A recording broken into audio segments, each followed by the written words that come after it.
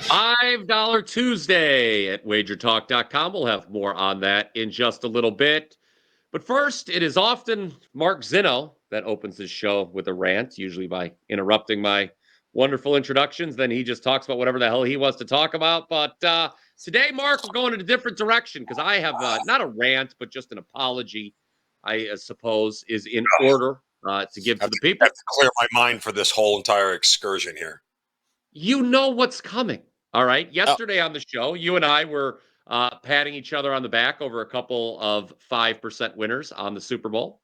But as we often do on the show, hey, we take victory laps when we get them right, and we bare Take our soul when we loser get them wrong. beatings. And I got one wrong last night. 5% play on North Carolina was a clear case, Mark Zinno, I believe. Are you drinking a beer, by the way? Water. Oh, The lemon. the light. Wow. You are such a healthy cat or a healthy character. Anyway, you know what was not healthy for my bankroll was betting North Carolina last night. A clear That was case, bad. sir, of right spot, wrong team. Thoughts? Feels about right. Feels about Yeah. right. I mean, look, there was always this danger. And look, this is actually going to bleed into sort of part of the handicap that I have for my half of the double play. Guys, it's the time of the basketball season. Lines are tighter, they're sharper, okay? And the better teams are rising to the top. And certain situations that were playable earlier in the year are not as advantageous to play now. Furthermore, because guess what? You're paying a premium on the situation, and odds makers know it. So they're shortening the lines a little bit and making sure that you understand that both of the sides can win this thing. Before we get to your half the double play, I'll just do it for old time's sake. North Carolina stinks. This team is Well, that's terrible. because they're Kakalaki. I'll tell you, North Kakalaki A&T got it done, though, by the way. It turns out, Mark, by half a double play, it turns out, this is an old handicapping tip. I want to share this with the people. This is an old handicapping technique I use. When you get rid of players that are allegedly point shaving, your team will improve. Ah, that always helps. Because everyone's trying to win. You don't have two guys that are trying to cause you to lose. It's only natural. That always helps. Now, they still lost the game, North Carolina A&T to Campbell, but they covered. All right. We have bigger and, dare I say, better, at least better matchups on paper that we're going to discuss today. No North Carolina A&T versus Campbell. We got all power conference action, and you are starting us off, sir, with your favorite conference. I think that's a fair statement to make. The Big East. UConn. They've won the national championship the last 2 years, but they're not as good this year. They are at Creighton, the outpost of the Big East. Omaha, Nebraska is not in the eastern part of the United States, but they are in the Big East. That is where UConn is tonight. And you believe this line is not high enough. No. Again, I mean, you and I have talked about this off the air, and I've said repeatedly, there are two teams I'm not really I don't like the idea of stepping in front of right now. Arizona is one of them. Creighton is the other. For later. Yep. And so the point is that even go back to my last 5% play in college hoops on the over with Arizona and BYU. Like, as much as the spot screamed BYU at home, I'm like, I can't get there. I just can't. Arizona's too good offensively for me to do it. And lo and behold, I looked at the over. Everything added up, and the over hits, and BYU ends up losing by, I think it was like 8 or 9 when it was all said and done. Look, Creighton is not a team you want to step in front of right now. I think they've been undervalued all year long. I think it's pretty clear that they are the second best team in the Big East, not only by record, but just by the way they've played and the amount of wins that they've racked up, the 9 in a row. This isn't over like, bad teams. They've already beaten St. John's, who's the best team in the league. They've beaten UConn already. They've gone on the road. They won at Villanova. They won at Providence. They've beaten Marquette. Like, this is a really sound team. And I don't think anybody really has an answer for Ryan Kalkbrenner, who's their big center. At this point in time, he's playing some of the best basketball out there in the country. And guess what? They're playing against a UConn team that isn't that good. That's the rub here, guys. Like, that's the real issue is that, I know UConn is a 2-time defending national champion, but this just in. They're not winning it this year.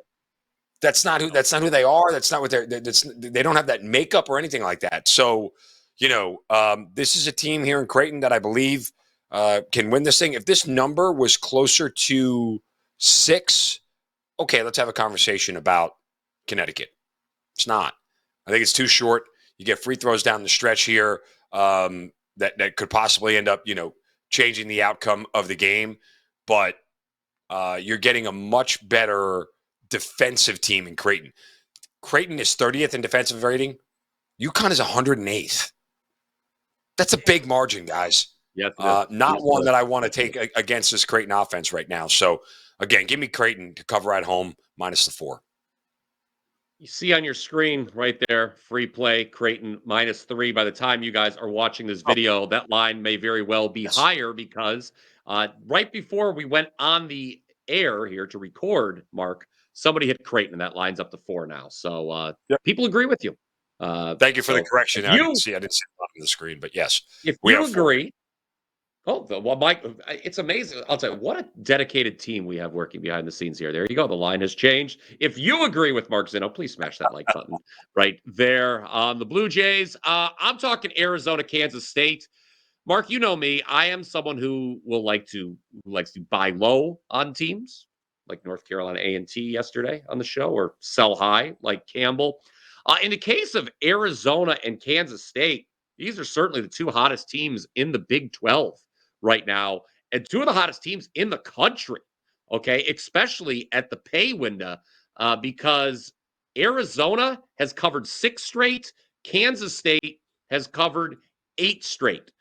Now, you look at Kansas State's straight-up record. They began the year 7-11. They were one of the most disappointing teams in the country. Remember, they spent a lot in NIL to get this roster together. The new pieces were not necessarily gelling.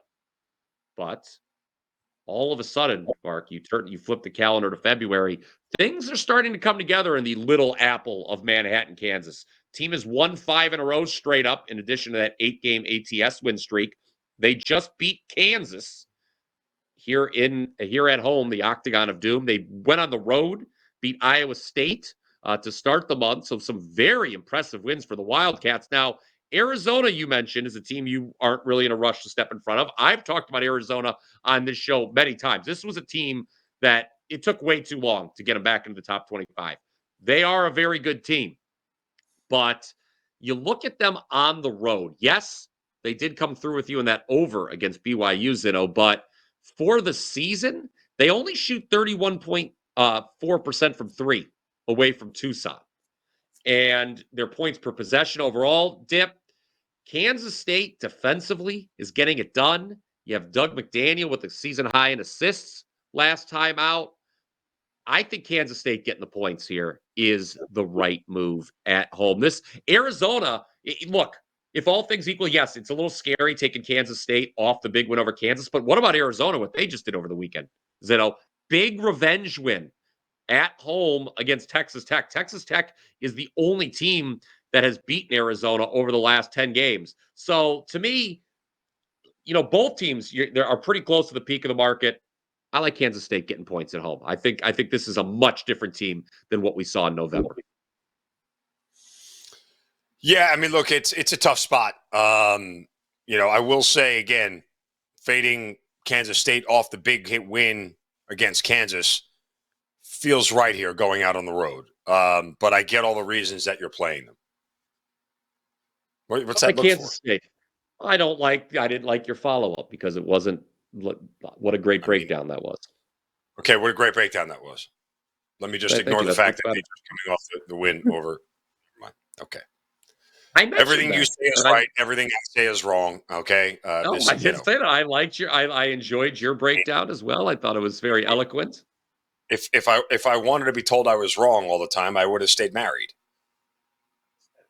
Sorry, that sounds like an unpleasant experience. Anyway, it was. You know what is not an unpleasant experience? Is getting a winning pick for $5. Now that is a very pleasant experience. And Mark Zinno, it just so happens every Tuesday at WagerTalk.com, you can get a $5 best bet from your favorite handicapper, including you and I. And you have a $5 play. I know you have been tremendous on $5 Tuesday I have throughout 2025. Yes. not only So what do you got dating going? back to last college football season. It's been a very good run, although we will say not technically 2 weeks ago when we gave out the Xavier Worthy rushing prop for the Super Bowl on $5 Tuesday, that did not cash. So we took an L on that one. But we took a win the week after. $5. Yes. Right? Because guess what? Yes. I like to hand out 5% plays on $5 Tuesday because I'm a generous man like that. I don't mind doing asking that today? No, I just wanted to say that. Oh, okay. Well, Mark Zinno has a not 5% play for $5, but it is available on his page. Okay. I mean, I really I like the spot. I like to play. Again, I'll continue to say this. That I think we're at that point in the season where the good teams are going to start to pull away. Like, remember we were having this conversation, 2 or 3 weeks ago? Oh, 13 SEC teams are getting in the tournament. Stop it. No, they're not. They're not. They may get 10. I think 10 is the limit they'll get. Right? I just don't see it happening, that they get that kind of number in. So we'll see. I mean, again, it shouldn't shock anybody because conferences have expanded. So we see more better teams. Is that Mo Betta? We see Mo Betta teams. That was outstanding. Yeah, thanks. We see Mo Betta teams in a lot of conferences, but I just that's part of my handicap for my $5 play tonight. So go get it at wt.buzz/MZ. Also, have a $5 play. It is a 4% best bet trying to bounce back after last night's loss. And it is a situation where I was really looking forward to it. I had this game circled a few days ago, and no doubt about it, I was going to make my $5 play here on Tuesday. You can get that at wt.buzz/BP. Mark Zinno, a play that you and I agree on in the SEC, the aforementioned SEC, Well, is Mississippi State against Florida. That's what they say. They say it means more. And this is another one that, as we were doing the show here, as we're recording, the line has moved.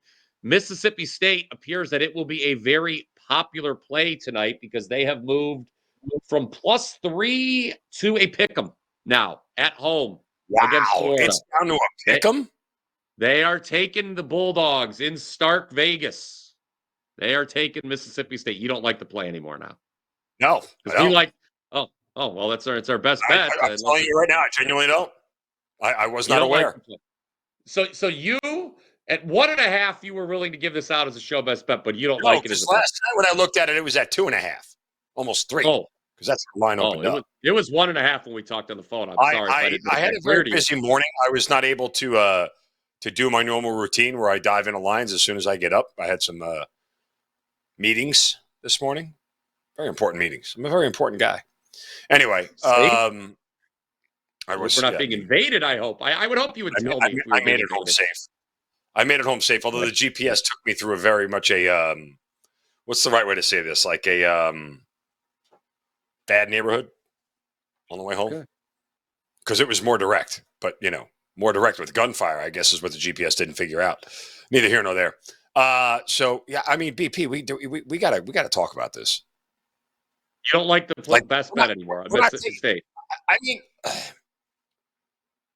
let's talk this out here openly for the WagerTalk audience, for our loyal, faithful viewers. Okay. There clearly is a chance at 2.5 that it could land on 2 or 1 or whatever. You've missed the best of the number. If I would have told you last night Mississippi State money line, would you have said that, or you said I'd probably just take the 2.5? Yeah, it's getting into that territory. You're right. It is getting into. Yes. Okay. I mean, it's again one of those clear situations where I would split a unit. A half a unit on plus a 2.5, half a unit money line. If they both hit, you're really good. If you split, guess what? You're fine. Right? We're telling people to bet this now that you're going to have to play it out. I guess maybe monitor the line.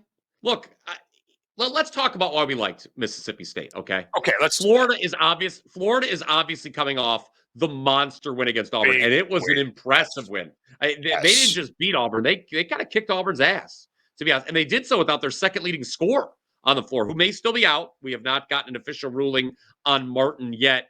I'll say this with Mississippi State, though, okay? They don't turn the ball over a lot, get a lot of offensive rebounds, so they're not going to give you extra possessions. They also force a lot of turnovers. So the spot, back-to-back road games for Florida, it's not a great spot. Again, when you're playing Mississippi State here, you talk about the line move. It's a spot tax, right? I mean, the spot screams Mississippi State. This is a team that just snapped a 7-game ATS win streak. I know you're concerned that they have Ole Miss on deck, their rivalry game on deck. But I mean, the other concern is this. I don't think, hold on, one more thing. I don't think Mississippi State's going to look at Florida and say, oh, I'm not interested in this game because our rival, the number 3 team in the country is coming to town. I mean, look, the argument with the SEC is that like almost every game is a look-ahead spot, right? Because you're always playing somebody ranked that's better than you to a certain extent. Look at Florida. Listen, Florida has 3 losses. One of them was to Tennessee, who's got the best defense in the country. The other one was to Kentucky, who's got the second best offense in the country. And then they dropped that weird game to Missouri where Missouri shot the lights out, and it was at home, no less. A game where Florida played really bad early and was down by 12 in the first half. I think they were down by like 13 at halftime, whatever it was. 16 they were down at one point towards the end of the first half. So, and they get back in the thing, and Florida only loses by 1. I think that, Mississippi State situationally, it's what the spot screams here. Just say this, and again, I agree that Mississippi State would be the side I would want to play, but just understand, Florida is a better team. They are a better offensive team. They are a better defensive team, and you need Florida to have an off night. That's really what you're counting on. If Florida plays their normal game, guess what? It could be problematic. Because, again, look at the road wins that Florida has put together. You talk, again, the Auburn one. What else? They lost at 10. I guess Auburn really was the road wins. Okay, now I'm starting to feel a little better about Mississippi State. The road wins haven't really been all that impressive other than the Auburn one. Oh, no. Yes. They lose to Kentucky. They lose to Tennessee. South Carolina's not good. They only beat them by 1. Arkansas was terrible to start the year off, remember? Now I feel better. There we go. So, ladies and gentlemen, we have taken you around the sun. Mark Zinno feels better. He is home safe. And Mississippi State is our best bet for Tuesday. Smash that like button if you agree. We apologize that it wasn't a resounding, agreement and argument that we made. They're going to win by 50, Mississippi State. No, that's not going to happen. I mean, I don't know what we're being honest. Yes, it's the spot. Of course, you're going to need Florida to play bad. You always need the other team to play bad, generally speaking, when you make a bet. You know who played bad on Sunday was the Kansas City Chiefs. They didn't play well at all, did they? Thank God. They suck. They're so annoying. Annoying team. I mean, the Eagles. They did not repeat. Okay. I'm not going to get involved in that right now. All right. That will do it for the show. Remember, it is $5 Tuesday. Mark has a best bet available for $5. I have a best bet available for $5 on our respective pages. Also, if you want to lock in long-term, Mark, I brought this up yesterday. We have a deal right now for less than $8 per day. You can get down with your favorite handicapper for a full month subscription now, just $239. Oh, what a deal. New specials added daily, as it says on the screen, WT.buzz/deals. Check out all the ways to save. You didn't sound like you believe that. New special. See, it says it right there. New specials daily. I'll just read that. Brian Powell, read anything you put on the teleprompter. He's like Ron Burgundy. I will. All right, San Diego. Never mind. Okay, we are done. Play the jingle. Go bleep yourself, San Diego. I would probably read that if you put it on the screen. Well yes. All right, everybody. Let's cash some tickets.